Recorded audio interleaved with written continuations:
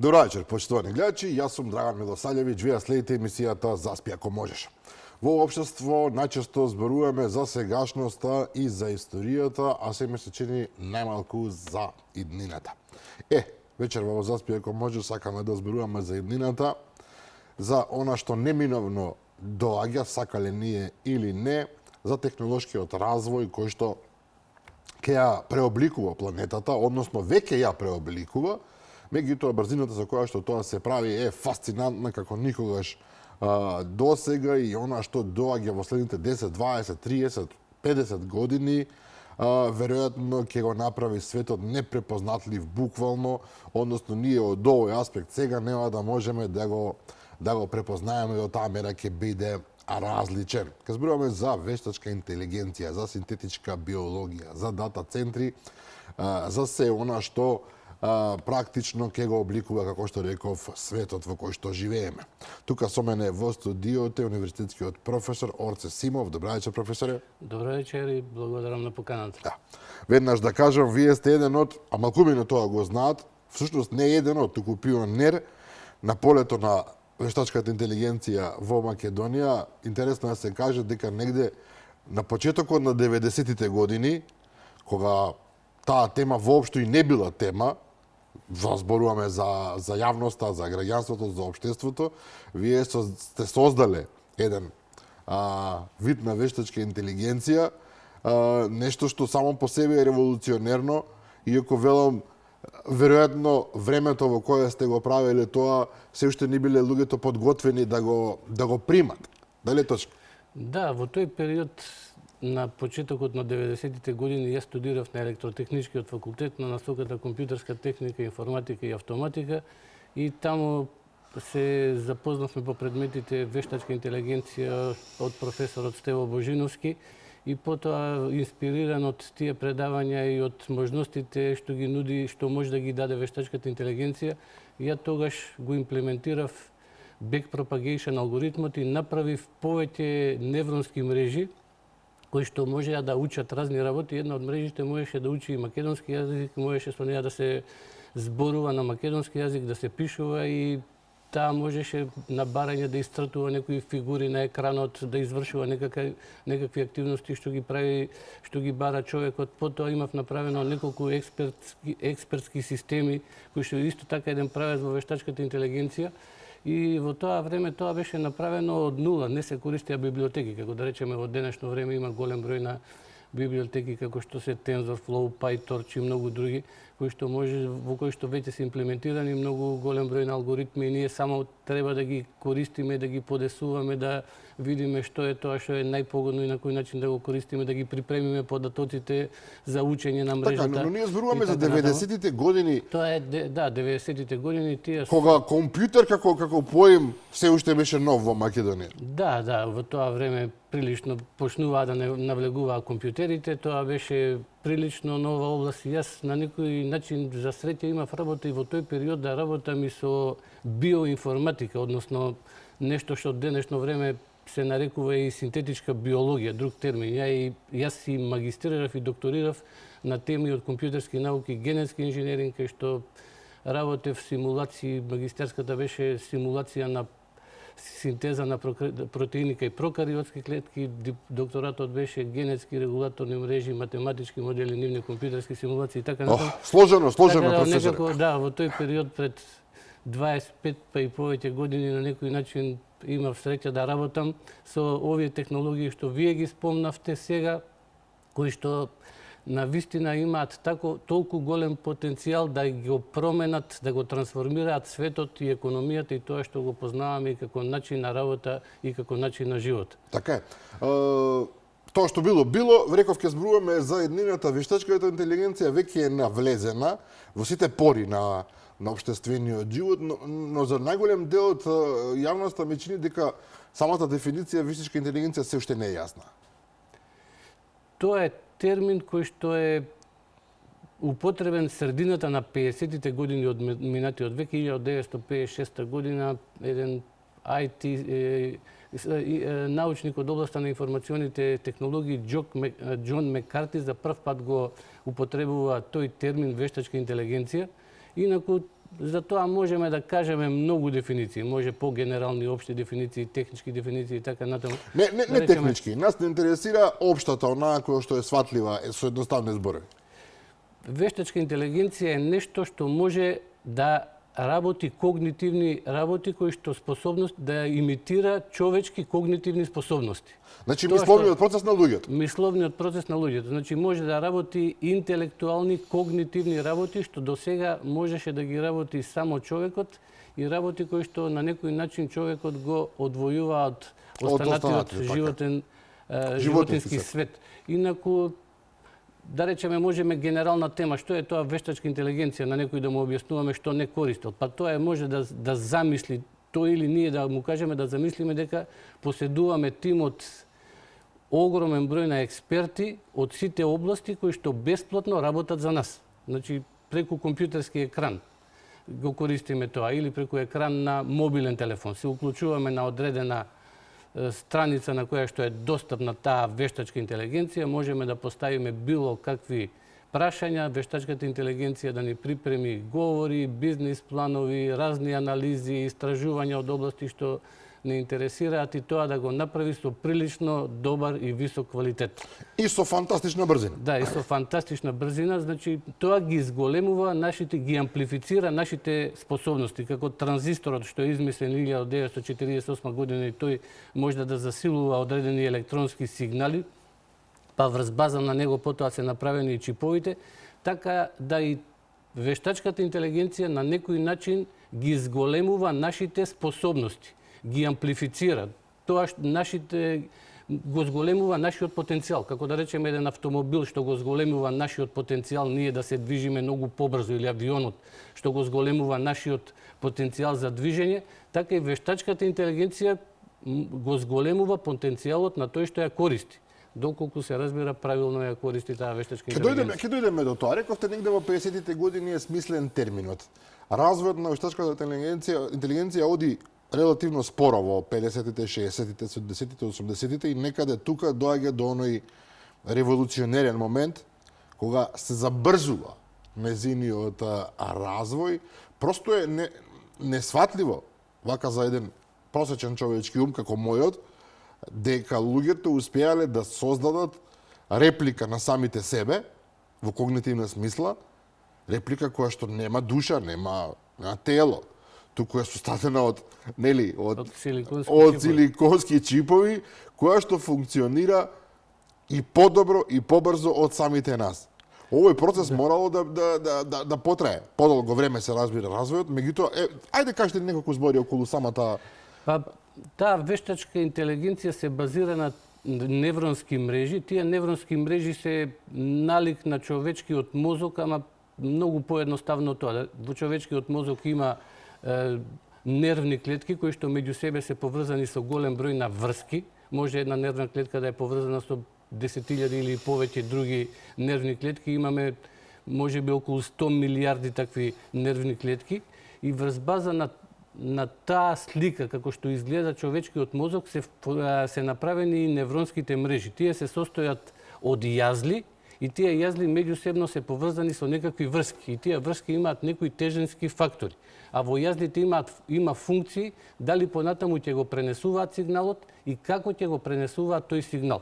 И едноставно кажано, има да речеме некое влезно ниво од неврони, на нив се дава некаков влез, тоа што сакаме да го дадеме како прашање во таа невронска мрежа. Има среден слој на неврони кои што се поврзани со тие тежински фактори и на крајот има излез. И невронската мрежа нешто пресметува. Ние податоците ги претвараме во броеви, во едини слики, звуци, видеа и така натаму, се до тоа се претвара во броеви. Тие броеви се влез на влезните неврони од невронската мрежа, таа нешто пресметува и на крајот дава некаков излез, некаков резултат. Значи, самата невронска мрежа е на некој начин слика на тоа како изгледа човечкиот мозок, но во поупростена варијанта сега за сега. И изминатите децении имаше подеми и падови во развојот на вештачката интелигенција. За тие невронски мрежи да учат е потребно многу пресметување, многу процесирање. Компјутерите во минатите децении не беа толку брзи. и да се обучи, нема толку голема меморија, не беа толку брзи. Потоа немаше интернет. Немаше толку достапни податоци кои што можеа да се користат во учење на тие невронски мрежи. Интернетот е создаден 60-тите години, V4 протоколот е 69-та година, меѓутоа интернетот како мрежа на мрежи стана популарен после 1989 година по HTTP протоколот. Тој HTTP протокол е откриен од Тим Бернерс-Ли во ЦЕРН во Швајцарија и тој го овозможува World Wide Web сервисот. Тоа е интернетот со кој што ние можеме да отвараме веб страни. www. Да, www. Откако тоа се овозможи, многу креатори на информации почнаа да прават веб страни, да се креираат разни документи, електронски пишани, аудио, видео и така натаму. И сега во светот има огромна количина на дигитални информации, која што комбинирана со тоа што меморијата на компјутерите многу се зголеми изминатите децени, процесорската сила многу се зголеми, па и развојот на невронските мрежи, науката за вештачка интелигенција многу се прошири, овозможи веќе ние во одредени сфери да имаме и невронски мрежи кои што го надменуваат човекот во тие сфери во кои што работат. Она што мене ме фасцинира, какви се тие луѓе кои што ја започнаа оваа револуција? Какви се тие мозоци? Ме разбирате што ве прашувам. За да создадете вештачки мозок, вие самиот мора да сте чудо од мозок. Да, така е. Тоа се доста паметни луѓе кои што, да речеме, тој backpropagation алгоритам кој што функционира така што пресметува некаков излез во таа мрежа. Например, ние можеме да замислиме дека сакаме да направиме невронска мрежа што ни го дава квадратот на секој број. Ако дадеме 5, ќе даде 25, ако дадеме 6, ќе даде 36. Некоја е прилично едноставна невронска мрежа. И сега таа се состои од некои неврони, ние на они нешто пресметуваат, на влез даваме да речеме 5, таа ќе ни даде 13. И грешката е 12. Бидејќи се пресметува дека грешката е толку и сега backpropagation, значи се враќаме назад. Грешката е 12, треба да ги поправаме тие врски што постојат меѓу невроните, нивните тежински фактори.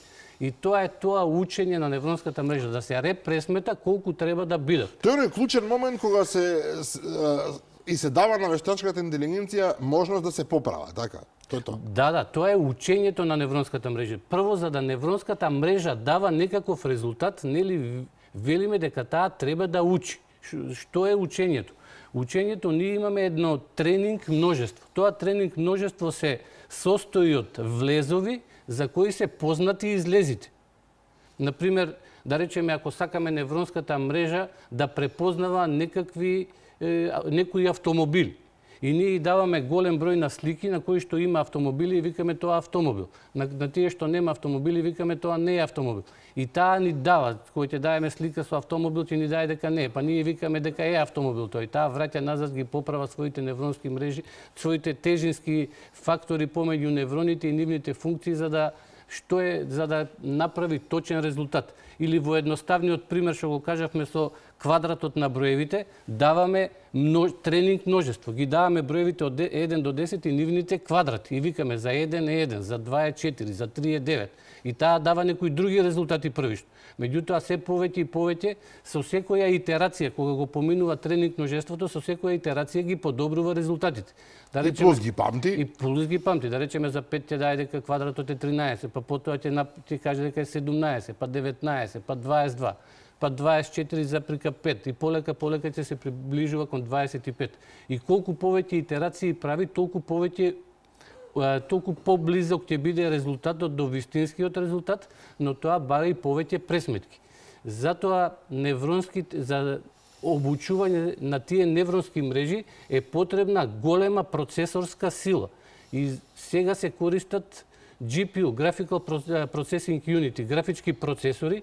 Најпозната компанија во светот што произведува графички процесори е NVIDIA. Така, која што е полна со пари сега. Таа сега е полна со пари, незината маркет капитализација е над 4.000 милиарди долари и таа ја произведува основната инфраструктура што овозможува вештачките невронски мрежи низ светот да учат.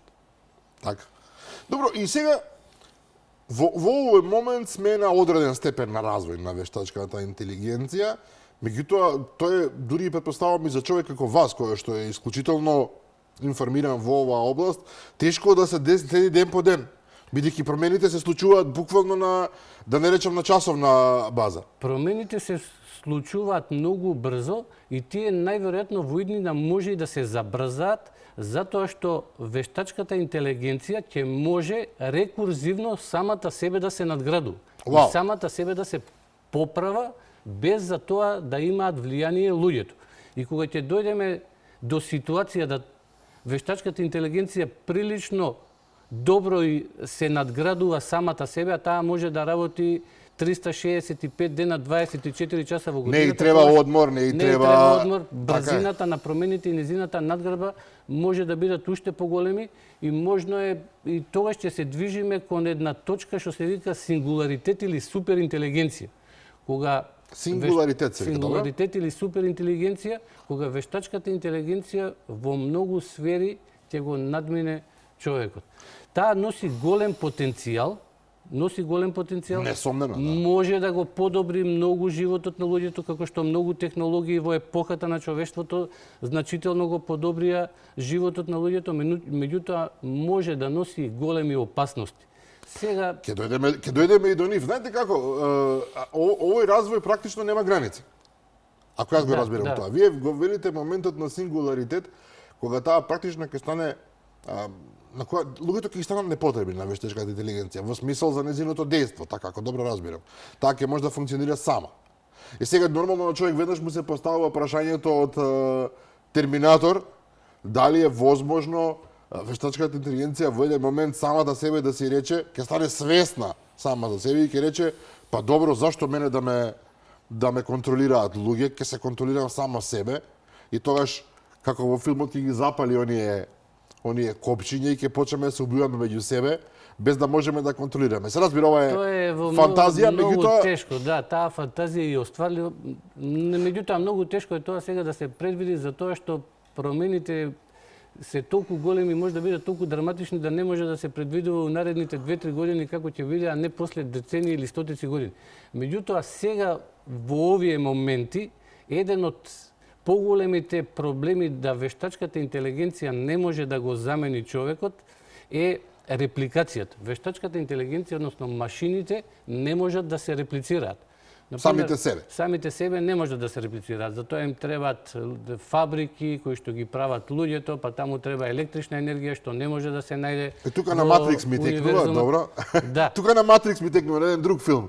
И сега во универзумот, во светот, на планетата Земја кај што се наоѓаме ние, постојат такви услови да биолошките системи функционираат. Например, ние како луѓе, како човечки суштества, како биолошки системи, ние на некој начин сме изградени околу атомот јаглерод. Така е.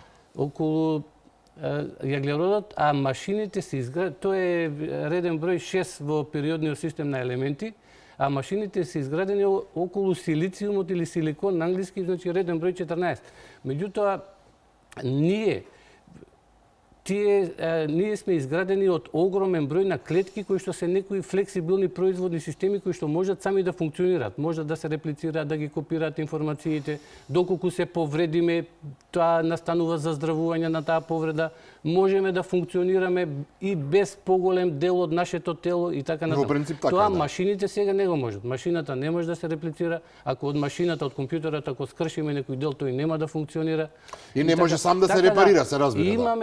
Има во тој дел, значи и биолошките системи имаат ефикасност и најверојатно во иднина тоа е многу тешко да се предвидува, меѓутоа ќе има некаква интеграција помеѓу биолошкиот свет, помеѓу луѓето и машините и добро ќе биде да се користат позитивните особини и од машините и тоа да го на некој начин да го подобри животот на луѓето и сметам дека ќе одиме во таа насока. Значи, ако сме добронамерни. Ова ако сме добронамерни, меѓутоа секогаш има и недобронамерни, но пред да влеземе во недобронамерните, морам да ве прашам.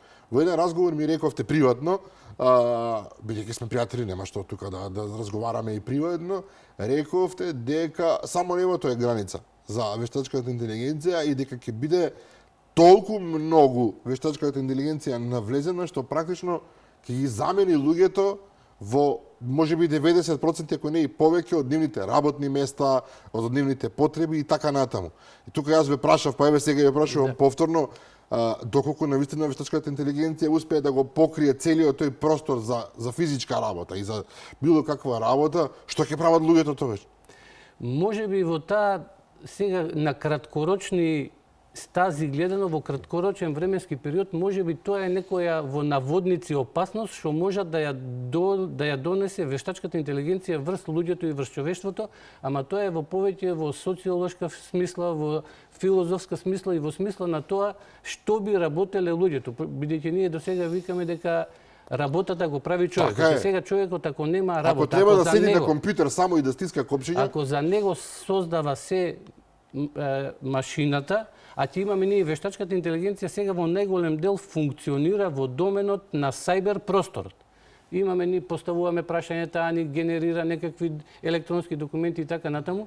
Делот на интеграција со реалниот свет, иако е и таму има доста голем напредок во смисла на автономни роботи, роботи што можат да извршуваат разни физички величини, разни физички работи во реалниот свет, кога и тоа ќе се направи, тогаш во голем дел машините, автономните роботи, вештачката интелигенција ќе создадат огромна количина на производи, ќе може да даваат огромна количина на услуги и едноставно ќе се создаде изобилство во светот и човекот, доколку е добронамерен, доколку ја ограничува и ја дефинира таа вештачка интелигенција да ги користи нејзините само потенцијални страни, ќе има се што му треба во изобилство и тој ќе се намалува работното време што ќе треба да работи. Еве да го простиме ова.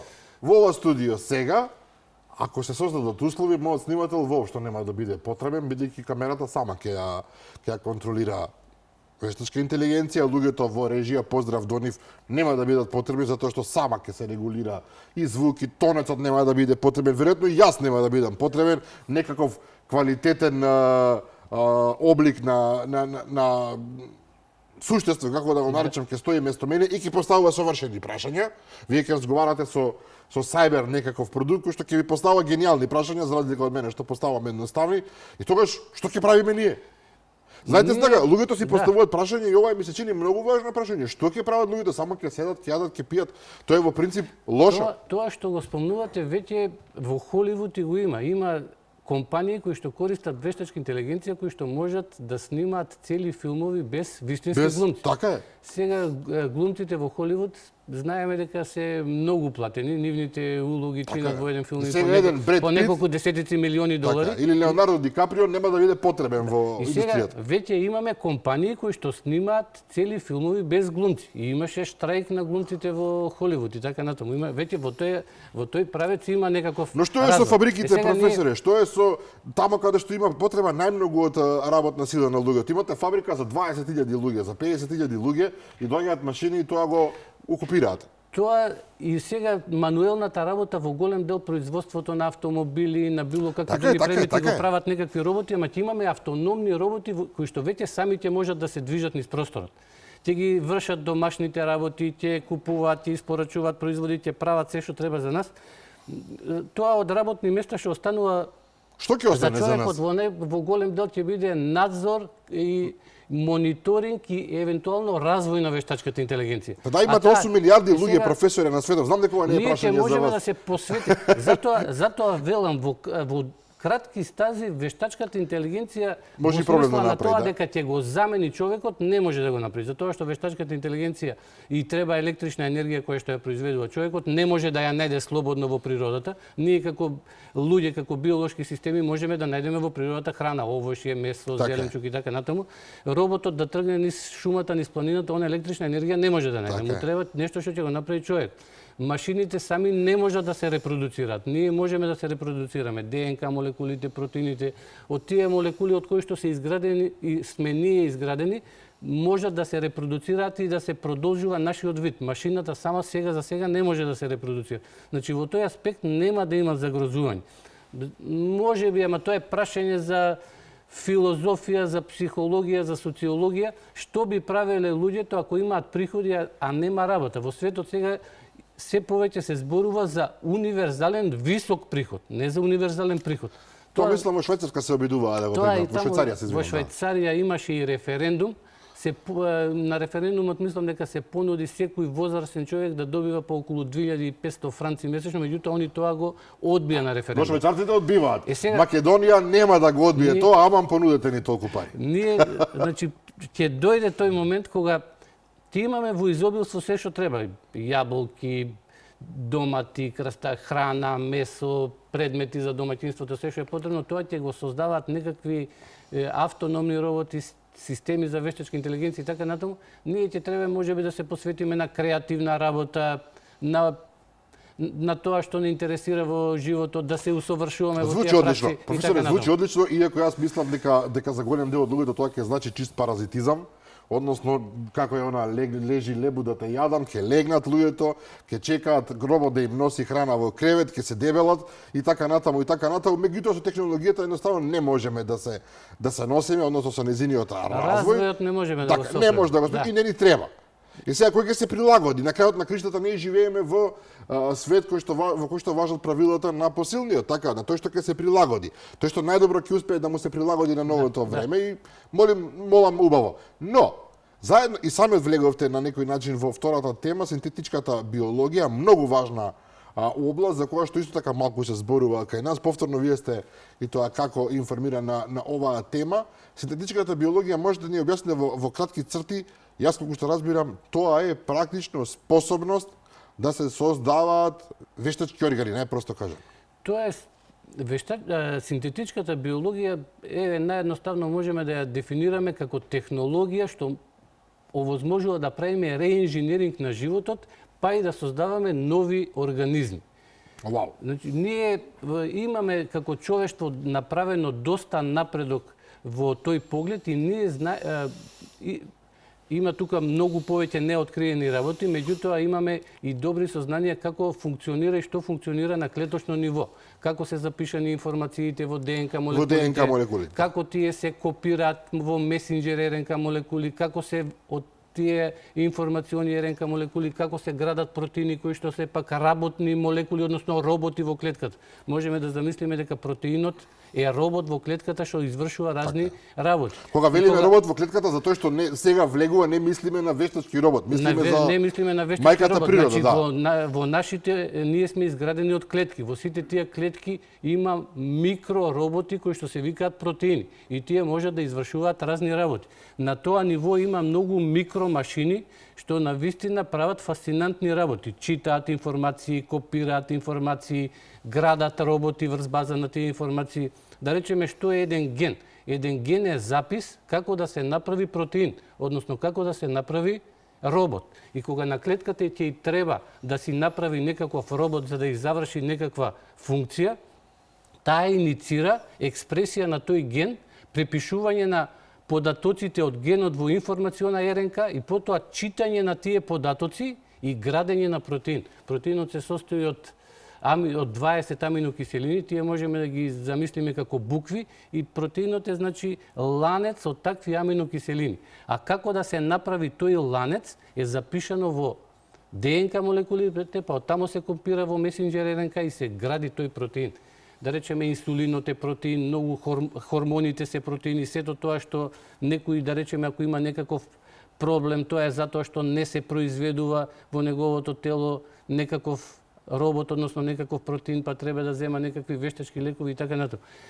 Имаме доста напредок остварено во тој дел. До сега во најголем дел беше да ги читаме податоците, односно да го секвенционираме геномот.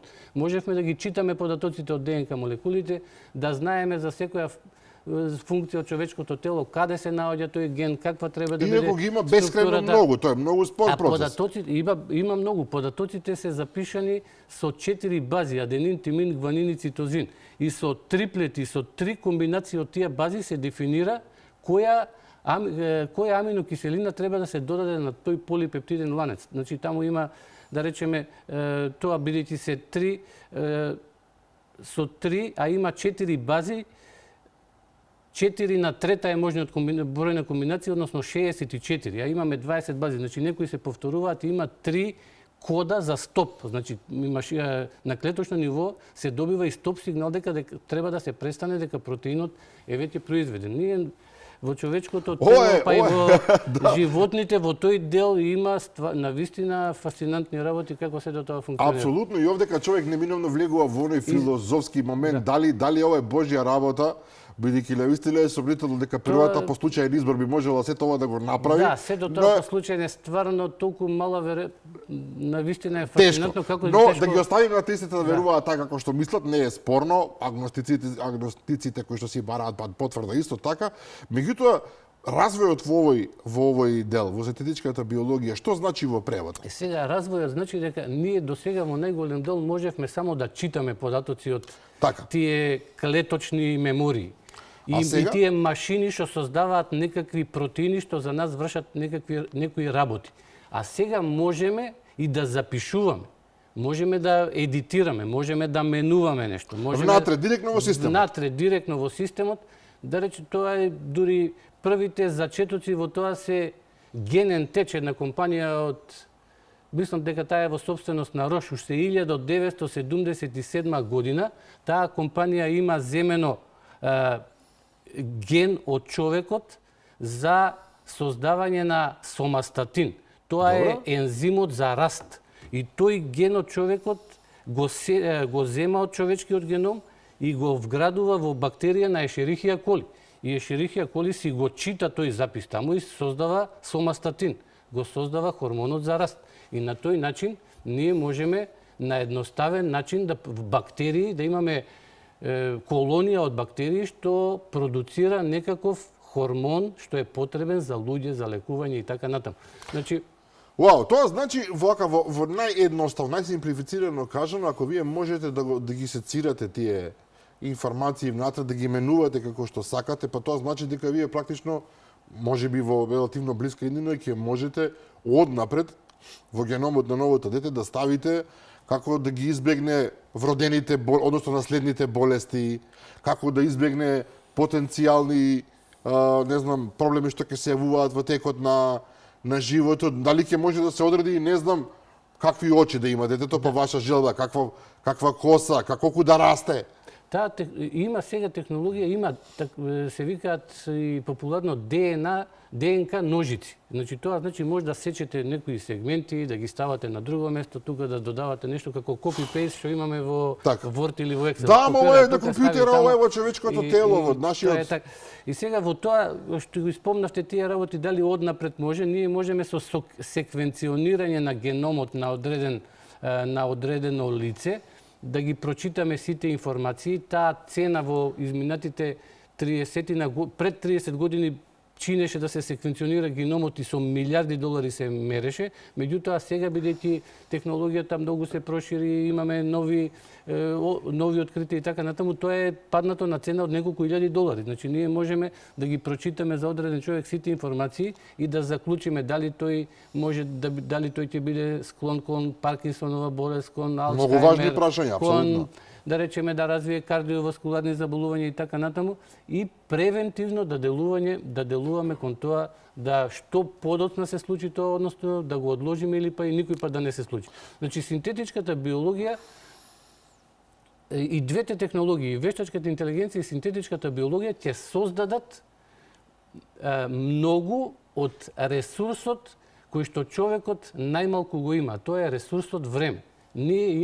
Ресурсот време може би најмалку го цениме, меѓутоа тоа е ресурс кој што не можеме да го добиеме. Тоа е одреден тој ресурс, колкава ќе биде количината на тој ресурс. Абсолютно. И сега ние ако го трошиме тој ресурс во некакви работи, значи трошиме од тоа што ни е дадено количински како тој ресурс. Ако имаме некој што може да го направи тоа што ние го правиме за тоа време, значи го добиваме времето без пари, така е. Добиваме време. Ако можеме да ја зголемиме должината на нашиот живот или да надминеме некои здравствени состојби, на тој начин пак добиваме време. Значи двете технологии суштински гледано придонесуваат на ресурсот време кај луѓето. Бидејќи го спомнувате вака една смела проценка од ваша страна. Бидејќи исто така ми имате речено приватно дека доколку продолжи овој развој на ваков начин со оваква брзина, луѓето би можеле да постигнат временски интервали на живот незамисливи до сега. Па има во тој дел истражувања, откриени се одредени, има теломери што се на хромозомите кај луѓето, кај што се складирани пак ДНК молекулите, кои што при секое копирање, при секое делење на клетката, тие теломери се намалуваат и како се намалуваат, така се скратува животот, време, тоа е како некои биолошки часовник. Така. Сега, доколку се употребат некои техники да не се крати, тогаш би можел да се стопира тој биолошки часовник, ама тоа може да биде и опасно, затоа што може да произведе некои клетки кои што неограничено ќе живеат и ќе се делат и на тој начин ќе го загрзат целиот организам, како што се, например, клетките на ракот. Така да, се уште има многу простор за работа. Да, има многу простор за работа. Но во принцип може да се очекува, ако е сега, не знам, па ајде да бидеме реални, пред 200 години просечниот животен век бил колку? 40 години. Сега е близу 80. Значи речи си двојно. Ако стане 120 или 150, тоа е... Ако земеме статистиките, видиме дека животот во последните децении, последните 100 години, како што спомнавте, ќе видиме дека животниот век е во континуиран пораст. Во Јапонија во моментот има неколку стотици илјади луѓе што имаат над 100 години. Така е, да. Веќе пензиските фондови гледаме дека се соочуваат со финансиска ликвидност, затоа што ама нови многу живеат. Гледаме дека има интенции да се зголемува и кај нас границата за пензионирање и така натаму, и тоа е добра работа. Значи технологијата во суштина до сега го подобрила животот на човекот. Но едноставно прашање, теоретски само ова. Ако луѓето постигнат нормален животен век, од напамет зборувам 150 години, некој ќе рече, па што ќе ми се 150 години, кога веќе на 70 сте доволно стари, доволно возрастни, еве, да не можете не знам какви функции да обавувате. Дали тоа ќе значи дека вие на свој 100 години ќе бидете во физичка и ментална кондиција да може да функционирате како сега на 40? Развојот во делот на синтетичка биологија, биоинформатика, генетски инженеринг нема само да го зголеми животниот век, туку и ќе го подобри животниот век. Тој зголеми животен век ќе биде на такво ниво да човекот е задоволен да живее, нема да биде на ниво. Еве го гледам мојот снимател, сега се извинувам што ја приватизирам работата, тој сака на 100 години да игра баскет во мало, например, дали ќе може да го направи тоа? А доколку се остварат оние потенцијали. Се шегувам, се разбира. Ќе провериме како ќе биде понатаму ако доживееме да го видиме сето ова. Меѓутоа сега е многу важно прашање опасностите од цела оваа приказна, затоа што повторно да не се враќам сега на филмовите, меѓутоа човечкиот ум за жал често пати е склон кон приграбување, кон себичност, што ако овие, а реално е можно, овие исклучителни како се вика технологии паднат во раце на луѓе, на корпорации еве цели, на држави кои што не мислат добро и можат со нив да направат едноставно што сакаат. Тие двете технологии, а особено и кога ќе се обединат една со друга, потенцијалот уште повеќе ќе им се зголеми. Да, ова не го спомнавме, дека може се обединат вештачката интелигенција и синтетичката биологија. Вештачката интелигенција со синтетичката биологија, ако се обединат, ќе стане нивниот потенцијал уште поголем. И сега во овие моменти тие имаат голем потенцијал, и голем позитивен потенцијал, и голем негативен потенцијал. Затоа е важно тие нивната употреба да биде ограничена. Да се користи во најголем дел, да само позитивните придобивки што ги има од тие технологии се користат, а да не се употребуваат негативните придобивки. Но како, професоре? За сега вештачката интелигенција во моментот не може да го загрози човекот во смисла на негово живење и негово постоење. Во тој дел и во ова на кратки стази гледано, тоа поголем потенцијал, за тоа има синтетичката биологија. Затоа што ние веќе постојат принтери во светот, така наречени ДНК принтери, со кои што вие може да печатите секвенци на ДНК молекули. Вие може да речеме да отпечатите ебола, антракс, да се отпечати некои такви работи, и ќе добиете такви молекули. Сега тука постои многу друга технологија, самата таа молекула, она не е функционална сама по себе. Меѓутоа, во лабораториски услови може да се импутира тоа, да се внесе во некакви клетки, па и вируси, па да се во некакви организми и на тој начин да се создаваат вируси. Тоа потенцијално носи опасност Оно што да со короната- технологии, така да е. со технологии кои што не се многу со висока цена. Сега тие ДНК принтери се во ранг на цена од неколку десетици илјади долари, некој да има можност да го прави тој, да загрози, да создаде некакви патогени смртоносни за кои што нема лекови. Како ќе го и да спречиме загрози тоа? Има ли човештвото. идеја воопшто, професоре, затоа што имате мед сајантист класично, човек кој што едноставно има пари, има одредени склоности во својата глава. Се работи на таа тема и се размислува. Тука е едно од клучните прашања и основа на тоа за да не биде загрозено човештвото, да ги искористиме само потенцијални позитивните бенефити, да ги избегнеме негативните бенефити, се размислува за тоа ограничување, односно за тој контейнмент. Еве кај тие ДНК принтери што ги спомнавме, тие се веќе се прават така што кога некој ќе зададе ДНК секвенц, ако таа ДНК секвенца е на познат опасен патоген, значи тој ДНК принтер е цело време поврзан на интернет со некаков централен систем и тој го праќа што бара од него корисникот. Доколку се види дека тој бара нешто што е опасно, автоматски А кој го контролира тој центар? Тој центар го контролира тој што ги направил тие принтери. Значи не држава, значи не Обединети нации. Да.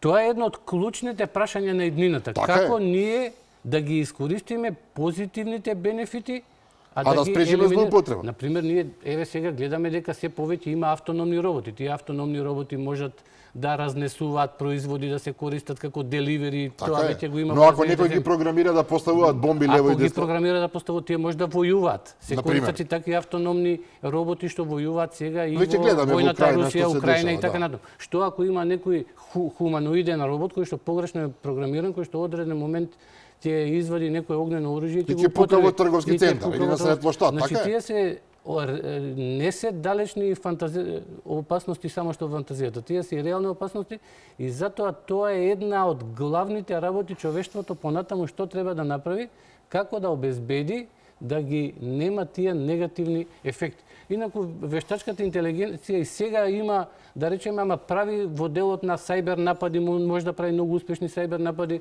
може да прави измами. Што го гледаме? Има еден интересен пример. Замислете колку е развиена таа вештачка интелигенција и креирање и на аудио и видео. 2024 година еден вработен во интернационална фирма на тим од сајбер криминалци префрли 25 милиони долари. И тоа во реален разговор кој што го менува вештачка интелигенција. Се остварува видео повик со вработеното лице и од другата страна седат одредени криминалци кои што имаат и друга форма на глас и друг изглед. И вештачката интелигенција во реал тајм, во реално време го заменува нивниот глас и нивните лица со извршните директори на таа компанија. И тие даваат наредби. Тој прави видео повик со нив и се изборува реален разговор, не е нешто што е снимено. Разговараат вака обични теми, тие од таму одговараат, тој гледа дека се работи со луѓе. Меѓутоа на екранот ги гледа Така е. неговите извршни директори. И во даден момент тие му викаат префрли на таа сметка 25 милиони долари. И човекот ги префрла тие 25. И измамата е откриена дури после една недела.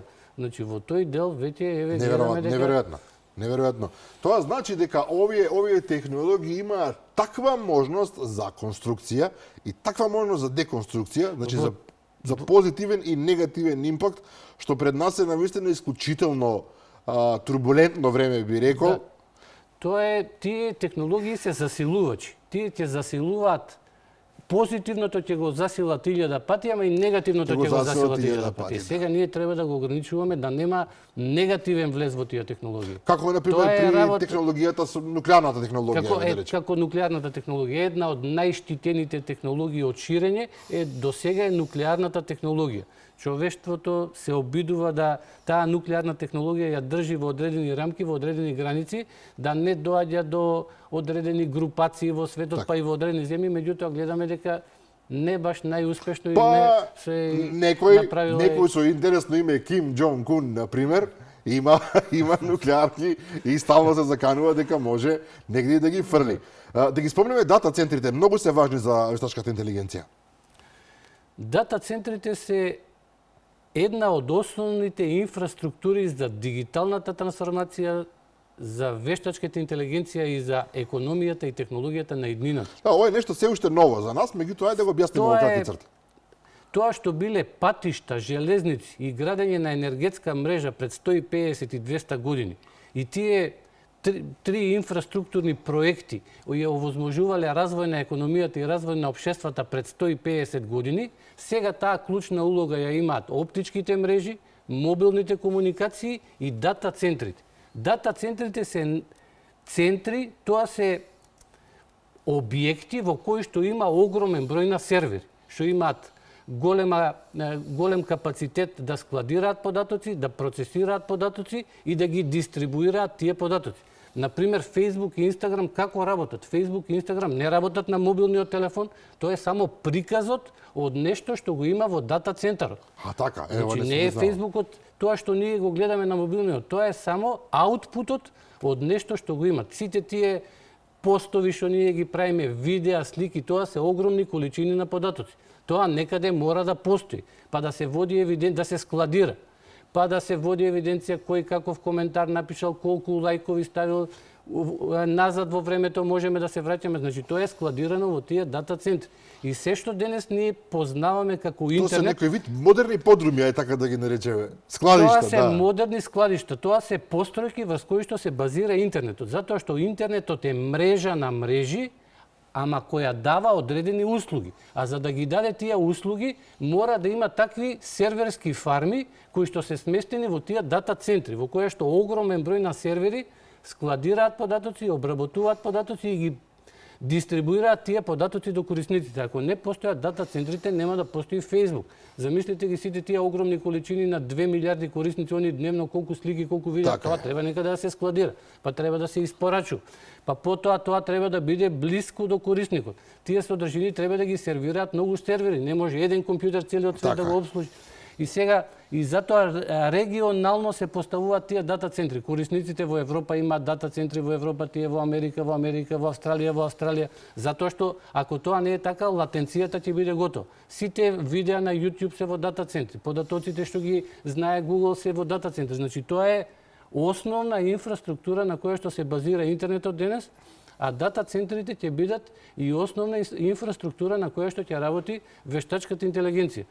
Ние сега во глобала можеме тие дата центри да ги поделиме на дата центри за вештачка интелигенција, кај што има графички процесорски единици кои што извршуваат огромен број на операции да учат вештачки мрежи, дата центри со сервери на кои што се складираат бази на податоци и апликации и дата центри за блокчейн технологии, односно за криптовалути. И сега највеќе електрична енергија трошат тие што се за вештачка интелигенција и за блокчейн. Останатите дата центри исто така се големи потрошувачи на електрична енергија, некако овие два типа.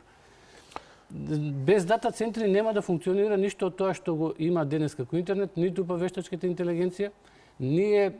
Тоа е една шанса за Македонија. Тие дата центри, градење на дата центри, тоа е шанса за Македонија и за македонската економија доколку успееме да влезат тука.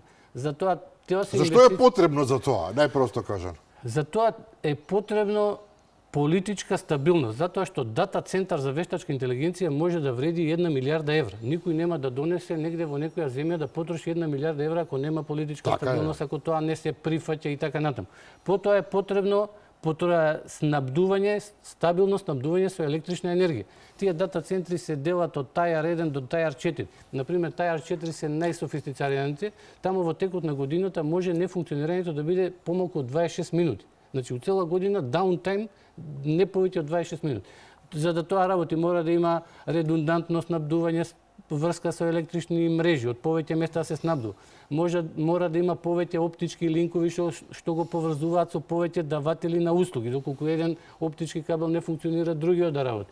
Потоа мора да има системи за ладење, затоа што тие единици во тоа пресметување од гледна точка на машинско инженерство можеме да ги замислиме како трансформатори што ја трансформираат електричната енергија во топлина и се ослободува топлина при тоа. Таа топлина треба некаде да се одведе, да се намали топлината, затоа што серверите ќе се исклучат или ќе престанат да работат доколку има поголема топлина. Значи, потребно е човечки потенцијал од сферата на информационите технологии, но и од сферата на електриката и електротехничкото инженерство и од сферата на машинството, па и од градежништвото и така натаму. Тоа повлекува многу професори и може да даде значителен развој на нашата економија. Само еден пример во тој дел би спомнал, доколку имаме време, да речеме во моментот Google во Германија ќе инвестира до 29 година 5,5 милиарди евро во градење на дата центри. Тие во моментот има 2 дата центри во Германија. 2022 нивните дата центри во бруто домашниот производ на Германија имаат додадено 1,2 милиарди евро. Тоа за Германија не е голема цифра. Но замислете тоа во Македонија. Ние имаме 15 милиарди бруто домашен производ и сега да имаме 2 такви дата центри што ќе додаваат по 2 милиарди. Еве раст на бруто домашниот производ. Така е, да. Тоа е нешто што може да даде шанса на нас тука, ние да речеме да се трудиме околу тој дел, да постанеме центар, тука треба да се грижиме да имаме производство на електрична енергија од обновливи извори на енергија, да се имплементираат софистицирани системи за ладење кои што нема да ја нарушуваат околината, а постојат технологии за тоа и навистина треба да размислуваме во тој правец, затоа што тоа може да биде добра шанса за нас. Така е, апсолутна поддршка. Сосема за крај, токму вие објавивте дека телекомуникацијската кула на водно, она огромно здание што го гледа секој скопјанин секој ден, конечно е завршена, односно градежните активности се дефинитивно завршени. Кулата од 100 и колку метри? 155 метри ќе биде вкупната висина на кулата. 155 метри е завршена и сега се чека употребна дозвола, така ли се да рекувате? Да, остана уште таа постапка да се спроведе за добивање на употребна дозвола во Министерството за транспорт. Ние сме веќе во фаза на таа постапка и се надеваме дека за не многу долг временски период, можеби во текот на јуни тоа ќе го успееме да го направиме и потоа објектот ќе биде ставен на располагање на мобилните оператори во Македонија, на војската, на полицијата, на македонска радиодифузија и на сите што ќе сакаат да зрачат некаков сигнал. Тој телекомуникацијски инфраструктурен објект ќе биде ставен на располагање. Затоа што, како што испомнавме до сега, тоа што пред 150 години биле патиштата, пристаништата, железниците и енергетиката, тоа се сега оптичките мрежи и телекомуникацијската инфраструктура. Така што тој објект е важен за било кој нов оператор во Македонија што би сакал да влезе на пазарот, ќе овозможи многу побрзо стартување на пазарот и покривање на околината околу Скопје, затоа што постои веќе објект на кој што може да само да ја постави опремата, а не да гради негови столбови. Градењето на нивни столбови значи урбанистичко планирање, па добивање дозволи, па градење, се што следува, поврзување на електрична енергија, а таму веќе се е готово. Тоа е одлично од бизнис аспект, така да речеме, меѓутоа граѓаните имаат собствена придобивка, условно кажано, затоа што ќе можат во принцип додат горе. Таму е замислен некој ресторан? Да, тоа е еден навистина убав, атрактивен и футуристички објект со исклучително атрактивно, и со исклучително атрактивен изглед кој што дава дополнителна убавина покрај крстот на водно на Скопје и кога вие ќе имате повеќе знаменити објекти на едно место, тоа привлекува повеќе туристи. Да има уште нешто покрај крстот и кулата, уште неколку знаменити објекти да има, тоа ќе привлече повеќе објекти. Не може само еден објект да привлече туристите. Туристите ќе дојдат да видат еден објект, ќе видат дека има и нешто друго, па да видиме што е тоа, па се појавило нешто трето. Кога има повеќе такви атрактивни објекти, тоа е добро и во поглед на таа туристичка посета. Инаку на кулата има 4 платформи кои што имаат површина по околу 200 квадрати. Највисоката платформа е наменета за туристи и за угостителски услуги. Таму има 2 лифта што водат кон таа платформа. Тие можат да се качат на неа и таа платформа ротира, еден круг прави за 1 час. Значи за 1 час може да се сврти целата околина, има на неа простор да се постават 14 маси по 4 седишта, значи вкупно 56 гости би можело да прими. Тоа спектакуларно би било, да. Е многу убав погледот од таму да седите, да пиете кафе и да ја гледате околината на Скопје и сметам дека тоа ќе биде туристичка атракција. Јас на пример пред помалку од 1 месец бев во Тирана и во Тирана во центарот на Тирана во еден хотел бевме кај што на врвот на хотелот имаше таква вртлива платформа, направена уште во 2002 година, додека седевме, пиевме кафе, уживавме во околината на Тирана. Така. Орце Симов, професоре, ви благодарам за ова, за мене спектакуларно гостување, затоа што, да, најчесто зборуваме за работи кои што и за политика, и за се останато, кои што не ставаат во мисла главно за негативни работи. Ова што го зборувавме вечерва со вас е нешто сосема поинакво и покрај сите опасности што ги кажавме. Добро е да зборуваме на такви теми затоа што на некој начин ќе дадеме допринос во смисла дека ќе запознаеме некои луѓе што се случува, па ќе инициираме некои млади луѓе да почнат да проучат што има на интернет, па да се бават со тие технологии, со тие области. И ако еден човек сме успеале да го инициираме, да го насочиме во тие насоки, да тоа ќе биде успех за нас. Веќе е успех, а не е еден сигурен. Се ви благодарам за гостувањето. Благодарам и на вас. Да, почитувани гледачи, благодарам и на вас за вниманието со кое што не следевте. Велам ултра интересна емисија. Утре во 15 часот повторно може да проследите во репризното издание. А јас си закажувам нова следба, особено и со нови гости утре вечер во 22:30. До тогаш пријатно.